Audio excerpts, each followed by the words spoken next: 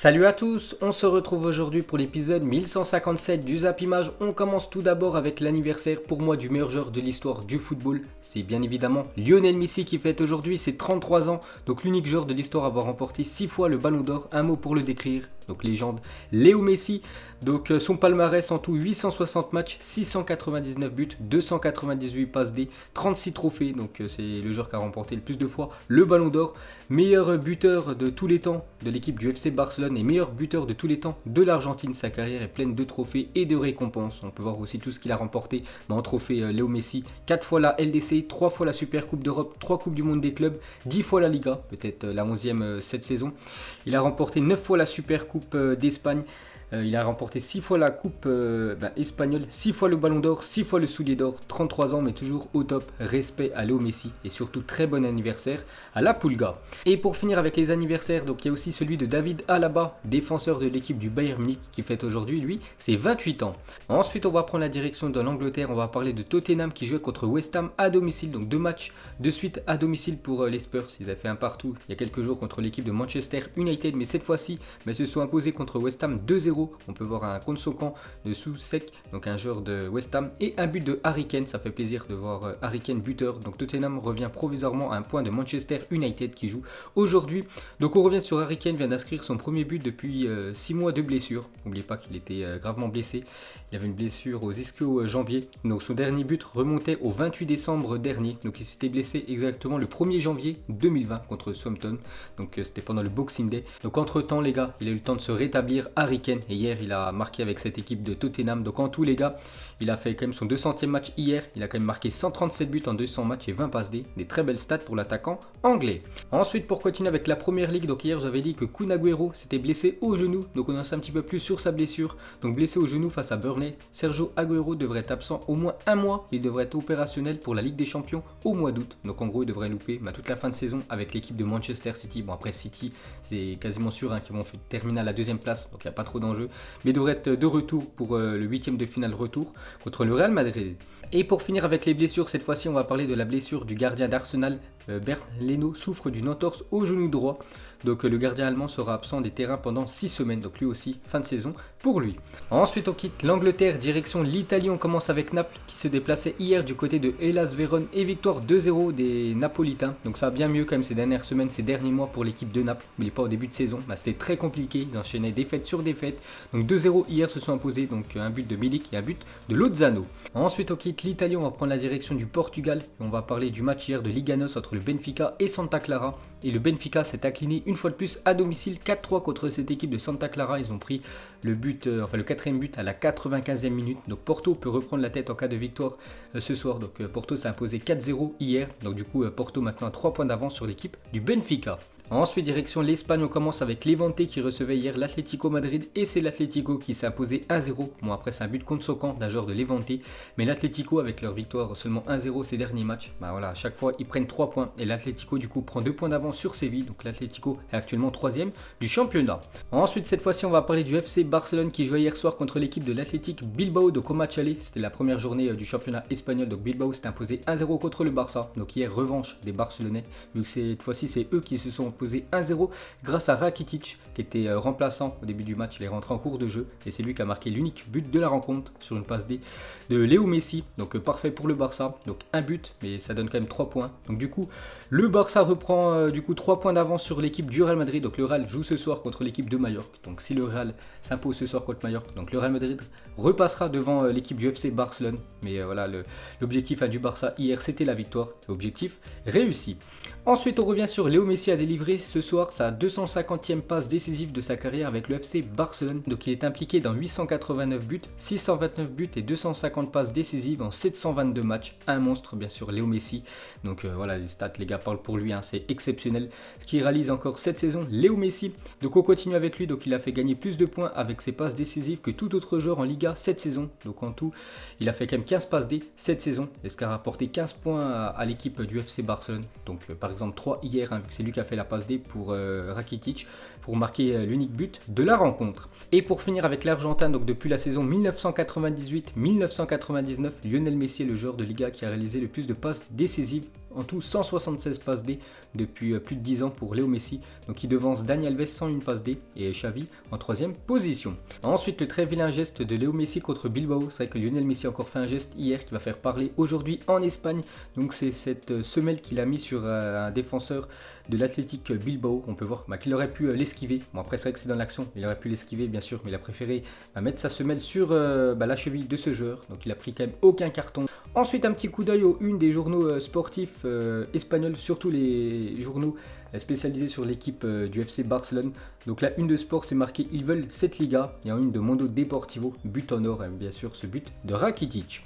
Ensuite, on va parler du cas Antoine Griezmann, et lui c'est très compliqué quand même son aventure du côté du FC Barcelone. Donc hier titulaire, donc nickel, il est titulaire avec l'équipe du Barça. Donc le problème c'est qu'il est sorti à la 65e minute, parce que voilà, il a été encore fantomatique Antoine Griezmann, et sa plus mauvaise série depuis 2014, la forme très inquiétante de Griezmann.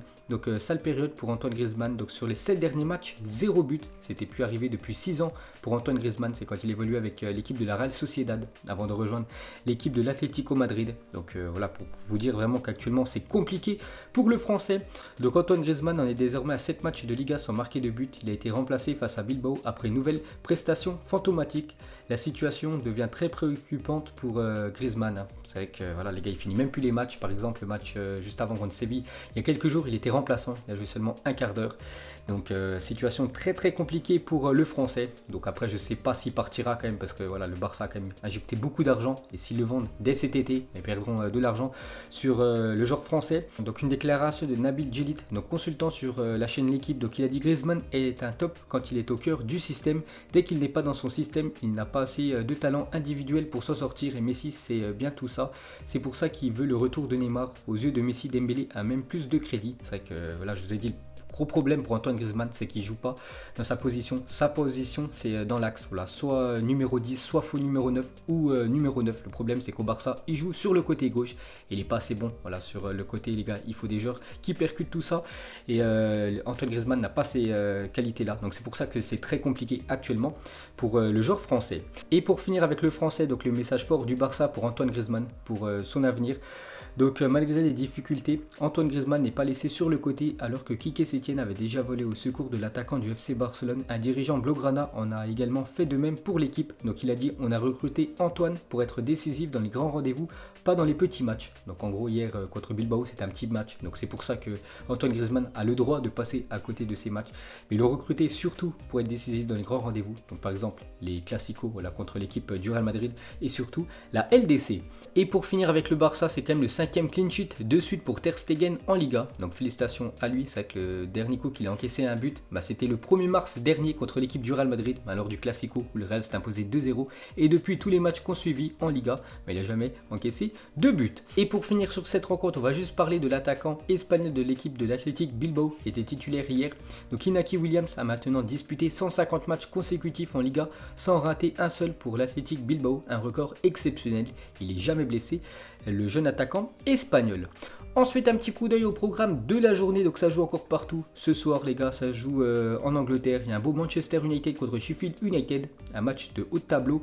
Il y a aussi l'Inter qui joue contre Sassuolo à 19h30. Il y a un beau Atalanta Lazodrome. Donc le 4e reçoit le 2e. Et à 22h, le Real Madrid reçoit Majorque. Ensuite, il y a 23 ans, jour pour jour, Ronaldo quittait le FC Barcelone pour signer à l'Inter Milan contre seulement 28 millions d'euros. Incroyable cette somme. Donc il marquera 59 buts en 99 matchs disputés sur 5 ans. Parce que quand il a évolué du côté de l'Inter, il a une grave blessure. Donc il a loupé quasiment 2 ans de compétition R9. Mais en 99 matchs, quand même 59 buts pour lui. Et cette somme de 28 millions d'euros, c'est quand même incroyable. Un joueur comme ça pouvait partir pour une somme si petite. Parce qu'actuellement, on sait qu'il aurait été transféré en 2020. Donc son prix aurait été au-dessus des 150 millions d'euros.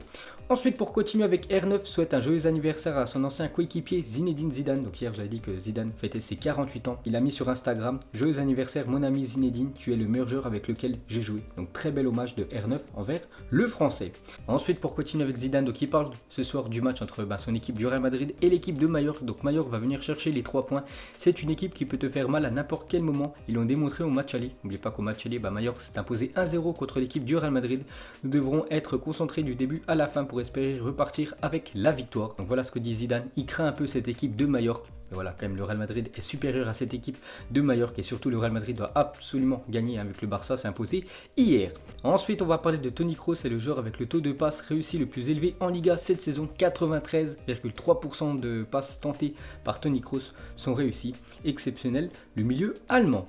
Ensuite, regardez le 11 de la décennie fait par les supporters de Nantes. Vous en pensez quoi? Donc voilà, des joueurs très importants de l'équipe de Nantes sur ces 10 dernières années. On peut voir Léo Dubois maintenant du côté de l'Olympique Lyonnais. On peut voir Moss Simon, très bon cette saison. On peut voir aussi, bien évidemment, l'attaquant Emiliano Sala, qui est en numéro 9. Ensuite, officiel, Chelsea annonce que les contrats de Willian et Pedro sont prolongés jusqu'à la fin de la saison 2019-2020. Donc eux, normalement, sont en fin de contrat au 30 juin, donc dans quelques jours. Mais vu que cette année, c'est un peu une année spéciale, vu que les championnats ne sont pas tous finis. Donc c'est pour ça que Chelsea prolonge Willian et Pedro jusqu'à la fin de saison de Chelsea. Donc ça sera au mois d'août. N'oubliez pas que Chelsea doit jouer ce match retour contre l'équipe du Bayern. Bon, après, ils se sont inclinés quand même 3-0 au match aller. Et pour finir avec Willian, donc Manchester United est intéressé par le profil de Willian selon le Daily Mail. L'ailier brésilien est en fin de contrat chez les Blues. Donc il sera en fin de contrat à la fin de saison de l'équipe de Chelsea. On peut voir qu'il sera libre. Donc il pourra signer où il veut. Et Manchester United a des vues sur lui. Ensuite, officiel, Jérémy Ménez signe à Regina une équipe de série B. Donc actuellement en première position. Et c'est sûr à 100% de toute façon qu'ils montent. Parce qu'ils ont 9 points d'avance sur l'équipe en deuxième position. Et ils ne peuvent pas se faire rattraper l'équipe de Regina. Donc Jérémy Ménez retrouve la Serie A l'année prochaine avec sa nouvelle équipe de Regina. Ensuite, officiel, Nice annonce avoir trouvé un accord avec Everton pour le transfert de Morgan Schneiderlin. Donc on en parle aussi depuis quelques temps les gars. Schneiderlin, un joueur français de l'équipe de Everton, devrait quitter la Première Ligue et revenir en Ligue 1 parce qu'il a déjà joué à Strasbourg dans le passé. Donc cette fois-ci c'est officiel. Donc il rejoint bien cette équipe de l'OGC Nice pour la prochaine saison. Donc montant du transfert entre 2 et 4 millions d'euros. Ensuite les gars, on va parler de Baptiste René, vient de signer son contrat de 2 ans avec le Nîmes Olympique pour l'ancien gardien de Dijon. Ancien gardien de Toulouse cette saison, donc du coup vu que Toulouse descend en deuxième division, donc il veut rester en Ligue 1. Donc du coup il signe 2 ans du côté de Nîmes Olympique. N'oubliez pas que Nîmes a perdu son gardien Bernardoni, lui qui a filé du côté de Angers. Ensuite, on va parler du Borussia Dortmund a bouclé l'arrivée de Jude Bellingham, un jeune joueur de 16 ans en provenance de Birmingham. Donc transfert estimé à 22 millions d'euros. Donc si Dortmund les gars met cette somme quand même de 22 millions d'euros pour un jeune joueur de 16 ans, c'est qu'il doit être très bon. C'est que Dortmund recrute très bien, surtout joueurs très jeunes. Puis après ils les revendent très cher. Donc ils vont refaire certainement un gros coup avec ce jeune anglais Bellingham que je connais pas du tout. Donc il devra arriver dans les futurs jours du côté de cette équipe de Dortmund. Ensuite officiel, le RC Lens dévoile son nouveau maillot extérieur pour la prochaine saison pour l'équipe de Lens qui monte la saison prochaine en Ligue 1. Donc ça sera un maillot tout noir pour l'équipe de Lens, le maillot extérieur. Ensuite, Cristiano Ronaldo est désormais le meilleur buteur portugais de l'histoire en sélection portugaise, 99 buts avec le Portugal pour CR7. En Ligue des Champions, 129 buts. En Première Ligue, 84 buts. Donc tout s'inscrit avec l'équipe de Manchester United. En Liga, 311 avec l'équipe du Real Madrid. Et en Serie A maintenant, 43. Donc il dépasse maintenant Rui Costa qui était à 42 et qui était l'ancien meilleur buteur portugais du championnat italien. Et pour finir les gars, ce Zap Image, pas de question de fin, juste une petite info sur Benzema, vraiment pour vous montrer la légende que c'est du côté du Real Madrid. Donc il a gagné plus de trophées que CR7 au Real, il a réalisé plus de passes décisives que Zidane au Real Madrid, il a marqué plus de buts que Puskas au Real Madrid, une carrière qui force le respect pour l'attaquant français. Donc voilà les gars, la fin de ce Zap Image 1157, donc si ça vous a plu, un petit like et je vous ferai l'épisode 1158 demain. Donc moi je vous laisse et je vous dis à la prochaine comme d'habitude. Ciao à tous.